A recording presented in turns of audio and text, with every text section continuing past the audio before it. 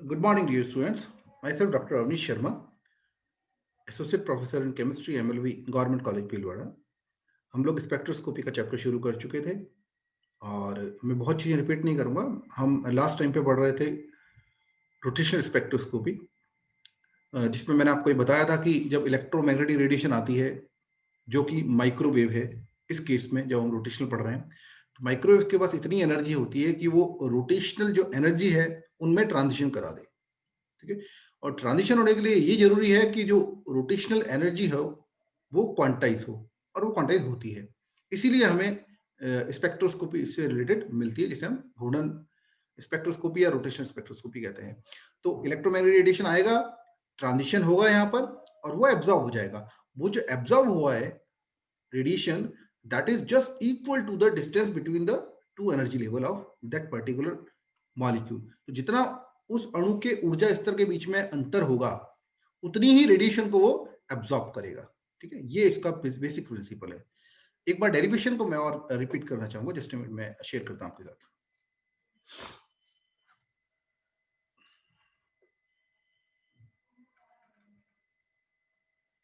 Okay, तो दृढ़ घूर्णक हम पढ़ रहे थे, रिजिड रोटर, जिसमें कि जो घूर्णन होता है, रोटेशन होता है, उसके दौरान बॉन्ड लेंथ में कोई चेंज नहीं आता, ऐसा माना जाता है.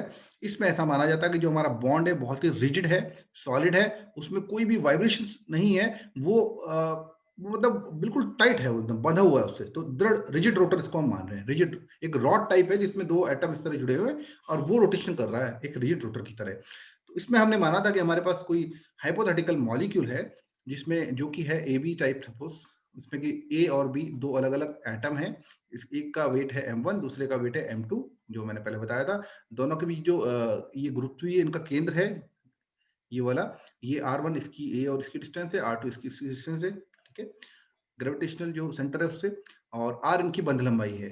देन ये हमने डेरिवेशन कुछ किया था क्योंकि ये बैलेंस्ड है गुरुत्वीय केंद्र के दोनों ओर, तो उस time m1 r1 is equal to m2 r2 होता है. ये जड़त्व आघूर्ण बताया था, ये जड़त्व आघूर्ण अपन ने कंबाइंड कर लिया था इनको दोनों का, दोनों एटम्स का. उसके बाद में इसको हमने सॉल्व करके ये सब, ये मैं आपको बता चुका हूँ सारा. और लास्ट में हमारे पास I is equal to mu R square आया था. ये आया था I is equal to mu R square. तो this is very important equation, I is equal to mu R square. ठीक है, म्यू यहाँ पर है समानित द्रव्यमान, या फिर जिसे हम कहते हैं रिड्यूस्ड मास. ठीक है, तो हम अब निकालेंगे ये जो हमारा रिजिड रोटर है, दृढ़ घूर्णक है, उसके ऊर्जा स्तर.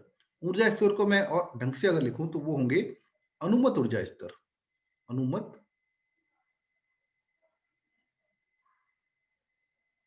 ऊर्जा स्तर मतलब allowed energy level. Allowed energy level. Okay, ये तो अलाउड एनर्जी लेवल क्या होते हैं, ये हम बता चुके हैं कि ये एक क्वांटाइज्ड मोशन है. जो रोटेशन होता है क्वांटाइज्ड होता है.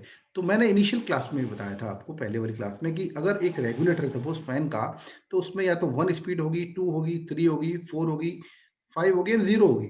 उनके उसमें 1.5 स्पीड नहीं होती है, 2.5 नहीं होती है ना, ये नहीं होती है ना, ये तो डिस्कार्डेड होती है. तो ये जो लेवल हैं इसके, इनको सपोज कर लीजिए आप, ये फैन में एनर्जी लेवल्स हैं, और यही सिर्फ लेवल अलाउड है, इनके अलावा और कोई लेवल अलाउड नहीं है. तो हम अब ये निकालेंगे कि कौन से लेवल, एनर्जी लेवल अलाउड होते हैं इन द रिजिड रोटर और दृढ़ घूर्णक में, क्योंकि उसी से हमारा स्पेक्ट्रम मिलेगा, और उसी से हम जो चाहते हैं वो हमें मिल पाएगा. ओके, तो ये ऊर्जा स्तर निकालने के लिए हम एक डेरिवेशन करेंगे. शुरू करते हैं.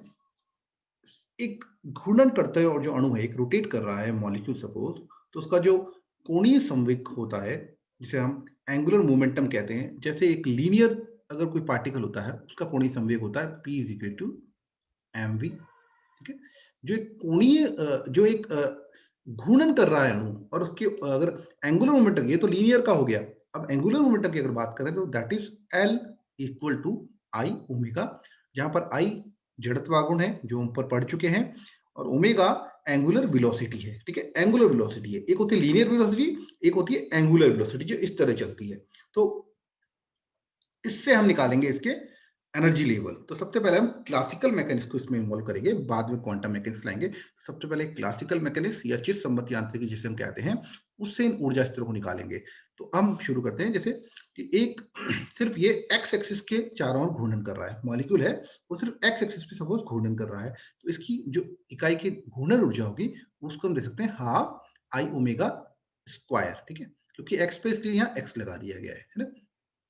एक अणु है वो सिर्फ एक्स एक्सिस पे घूर्णन कर रहा है, लेकिन अगर यही अणु, लेकिन क्या होता ही है, ये अणु तीनों एक्सिस पे घूर्णन कर रहा है, मान लीजिए एक्स वाई जेड, तो क्या करेंगे हम इन तीनों जो एनर्जी है इनको जोड़ देंगे, तो इसकी टोटल एनर्जी वो हो जाएगी half I X omega X square plus half I Y omega Y square plus half I Z omega Z square, जहां ओमेगा मैं बता चुका हूं आपको कोणीय वेग है, एंगुलर वेलोसिटी है, और आई वो जड़त्व आघूर्ण या मोमेंट ऑफ इनर्शिया है, ठीक है।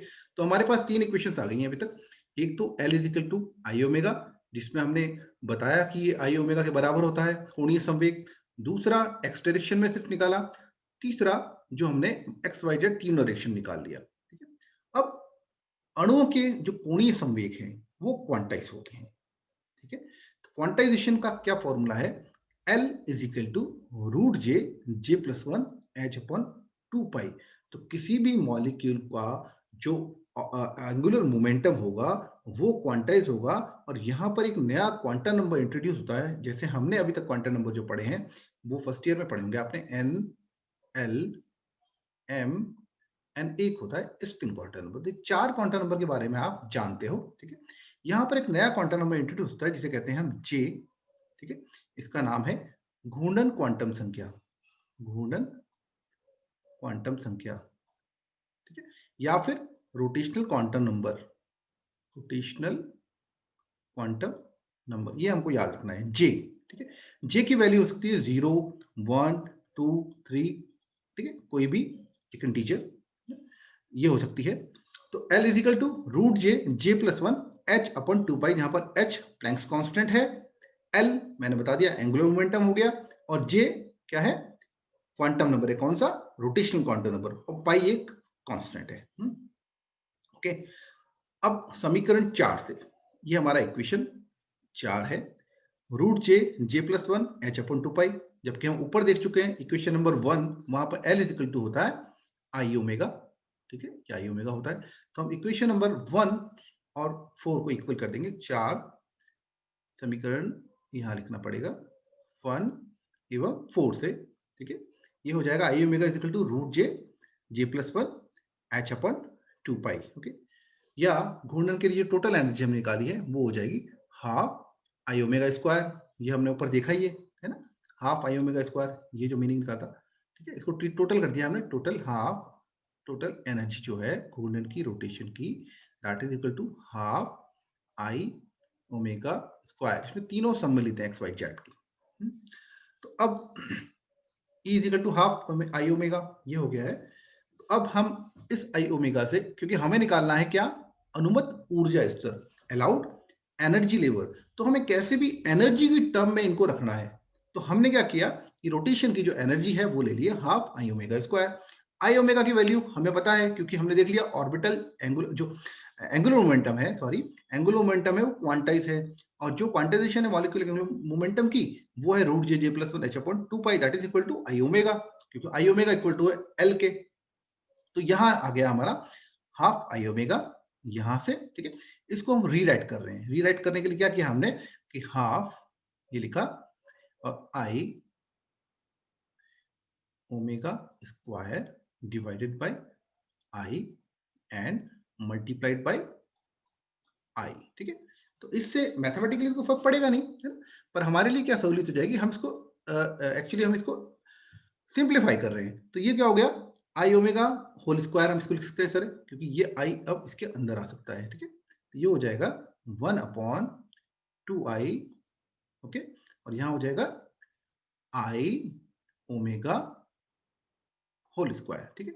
ये वाली टर्म है, ये कहां से आई, अब आपको समझ में आ गया होगा, ओके। अब आगे चलते हैं, ठीक है। ये आ गया हमारा I omega whole square upon 2i, है ना। अब हाफ आई ओमेगा स्क्वायर यही वाला, that is equal to 2i हो गया, अब ये जो आई ओमेगा है वो तो एल के बराबर है, ये ऊपर देखे आए, ये तो एल के बराबर है, तो यहाँ हो गया एल स्क्वायर अपॉन 2i, ठीक है, एल स्क्वायर यहाँ आई की जगह रख दिया हमने एल, ठीक है, तो एल स्क्वायर अपॉन 2i आ गया, बट आई ओमेगा या L that is also equal to root J J plus one H upon 2 pi. तो अगर ये root J J plus one H upon 2 pi हम यहाँ रख देंगे तो हमारा क्वांटाइजेशन इन्वॉल्व हो जाएगा एनर्जी की टर्म में, क्योंकि हम एनर्जी की टर्म में बात कर रहे हैं अभी हमने, क्योंकि हमने देखा ना energy is equal to half I omega square, तो हम ये एनर्जी की टर्म में ही बात कर रहे हैं, ये एनर्जी ही है बेसिकली, तो that is equal to J J plus one upon 2i H upon 2 pi whole square. ये कैसे हुआ? क्योंकि हमने ये आई ओमेगा जो था इसका होल स्क्वायर ऊपर आप देखें तो इसको अपन ने स्क्वायर कर दिया, इसका पूरा टोटल स्क्वायर लिया, तो ये रूट तो हट जाएगा, H square upon 4 pi square, ये पूरा आ जाएगा, इसके ऊपर होल स्क्वायर आ गया ना, ठीक है, 2i की जगह इसका रूट हट गया। ओके, अब और इसको सिंप्लीफाई किया, अब हम ले रहे हैं इस ई घूर्णन को, ई रोटेशन जो इक्वल टू है ई इज इक्वल टू जो हमने बता दिया हाफ आई ओमेगा स्क्वायर के, ये हमें पता है, थोड़ा रिजेंबल करता है हाफ एम वी स्क्वायर से, अगर आप याद करें तो ये हो गया, और ये हो गया जे जे प्लस वन, यहां से आया एच स्क्वायर, इस ब्रैकेट को खोला दो, ठीक है, डिवाइडेड बाय ये 2 टू जा 4 4 पाई स्क्वायर, यहाँ पर 2 है तो ये हो गया 8 पाई स्क्वायर आई, तो ये टोटल हो गया ई घूर्णन is equal to J J plus one H square upon 8 pi square I joule, then E J is equal to H square upon 8 pi square I J plus one joule. ये हमारा equation number 7 है, जो हमें दे रहा है allowed energy level, अनुमत ऊर्जा स्तर, किसके लिए? रोटेशनल एनर्जी के लिए, ठीक है, रोटेशनल जो मूवमेंट होता है उसके लिए। तो अगर J इज इक्वल टू 0 रखना पड़ेगा, 1 2 3 4, वही पॉसिबल वैल्यूज एनर्जी की होंगी, इस तरह लेवल बनाए जाते हैं, 1 2 3 4, आगे आपको और समझ में आ जाएगा, इसको और चेंज करना है थोड़ा सा। तो यहाँ पर हम J इक्वल टू 0 रखेंगे, 1 रखेंगे, 2 रखेंगे, 3 रखेंगे, और J की वैल्यू जो 0 पुट किया उसको यहाँ पुट कर देंगे, और यहाँ पुट करने से क्या होगा, जो भी वैल्यू आती है वो इस एनर्जी लेवल की वैल्यू आ जाएगी। ऐसे 1 पुट करेंगे, 2 पुट करेंगे, 3 पुट करेंगे, तो ये क्वांटाइज हो गया, क्योंकि हमने J को क्वांटाइज कर दिया है। जो क्वांटम नंबर है वो है रोटेशनल क्वांटम नंबर J, वो इसमें इंट्रोड्यूस कर दिया एनर्जी में, तो ये allowed energy level in joule आ गए हैं। लेकिन स्पेक्ट्रोस्कोपी में ये एक प्रथा है, इसको मान लीजिए कि अधिकतर जो एनर्जी है उनको सेंटीमीटर में कन्वर्ट कर लिया जाता है, वो इजी होता है और एक जैसा मेथड चलाया जाता है। तो जूल को सेंटीमीटर इनवर्स में बदलने के लिए जो फॉर्मूला होता है दैट इज, अगर हम माने E is equal to H nu होता है, ठीक है, और E is equal to H C upon lambda, nu is equal to C upon lambda होता है, हम जानते हैं, और E is equal to 1 upon lambda is equal to nu bar, ये भी हम जानते हैं, तो H C upon nu bar. Okay, अब यहां पर क्या है कि h कांस्टेंट है, प्लैंक्स कांस्टेंट है हम जानते हैं, c कांस्टेंट है, वेलोसिटी ऑफ लाइट है, तो ऐसा मानते हैं कि इसकी जो यूनिट है और इसकी जो यूनिट है वो सेम होती है। ओके, तो इसलिए हम इसको इस तरह यूज कर सकते हैं कि nu bar that is equals to H C upon E, sorry, nu bar is equal to H C upon E, just a minute, जरा सी गड़बड़ है यहाँ, E is equal to H C upon lambda है, तो 1 upon lambda का value तो यहीं आएगा, तो ये आएगा H C, sorry just a minute, wait for a second,